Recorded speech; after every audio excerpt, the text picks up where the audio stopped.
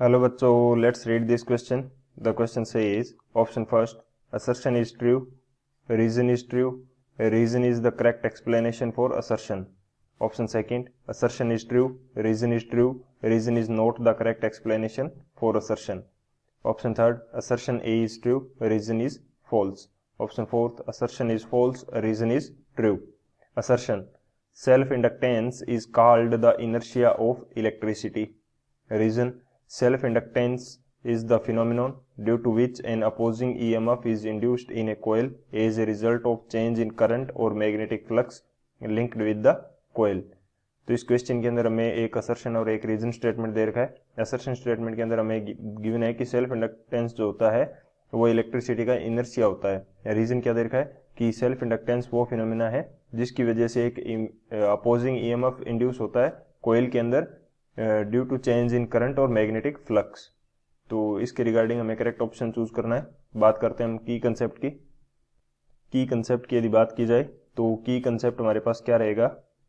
की कंसेप्ट, तो की कंसेप्ट के अंदर हम लोग यहाँ पे डिस्कस करने वाले हैं लेंज लॉ को.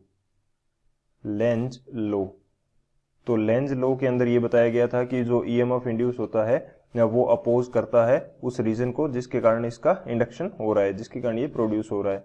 तो यहाँ पे मैं बात करता हूँ लेंज लॉ की, तो ये क्या होगा, इंड्यूस्ड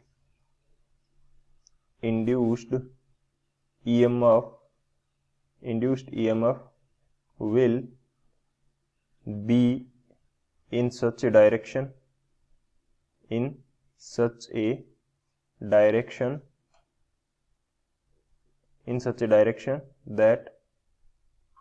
that it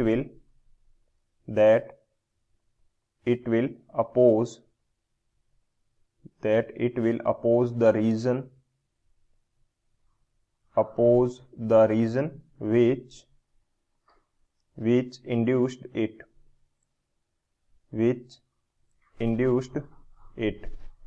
जिसने क्या किया है, इसको इंड्यूस किया है, उस रीजन को क्या करेगा, अपोज करेगा. एक तो ये की कंसेप्ट हो जाएगा हमारे पास. सेकंड की कंसेप्ट हमारे पास क्या होगा, हम देखते हैं कि इंड्यूस्ड ईएमएफ की वैल्यू क्या होगी. तो कोयल की यदि बात करें तो मैं बात करता हूं इंड्यूस्ड ईएमएफ की. तो इंड्यूस्ड ईएमएफ जिसको हम ई से रिप्रेजेंट करेंगे वो क्या होगा कोयल के लिए, minus L D I by D T, जहां पे एल क्या होगा, L is self inductance. L क्या होगा, सेल्फ इंडक्टेंस होगा. तो ये दो हमारे पास क्या रहने वाले हैं, की कंसेप्ट रहने वाले हैं. तो इन दोनों की कंसेप्ट की हेल्प से इस क्वेश्चन को सॉल्व करते हैं. तो सॉल्यूशन की यदि बात की जाए, सॉल्यूशन क्या होगा हमारे पास, हमने देखा कि इंड्यूस्ड ईएमएफ जो ई है इसकी वैल्यू हमारे पास क्या आती है, minus L D I by D T. तो एल यहाँ पे सेल्फ इंडक्टेंस है. तो कोयल के लिए क्या होता है, जैसे ये मैं मान लेता हूं कि सेल्फ इंडक्टेंस एल की कोयल है जिसके अंदर करंट आई प्रोड्यूस हो रहा है.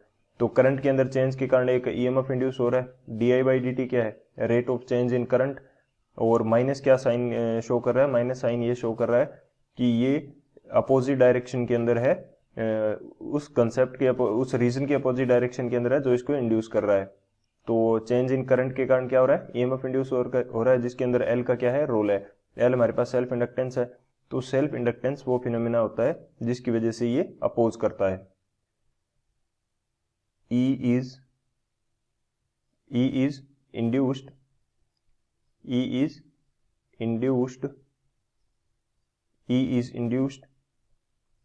with the help of L.